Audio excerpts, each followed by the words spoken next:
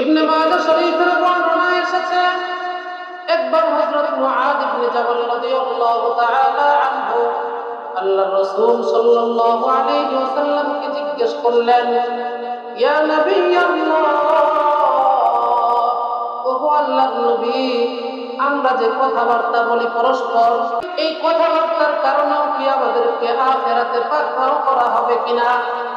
নবীজি সাল্লাল্লাহু আলাইহি ওয়াসাল্লাম এর জবাবে বলতেছেন, সাকিলাকা উম্মুকা ইয়া মুআদ, হে মুআদ, তোমার মা তোমাকে হারিয়ে ফেলুক। তুমি কি বলতেছো?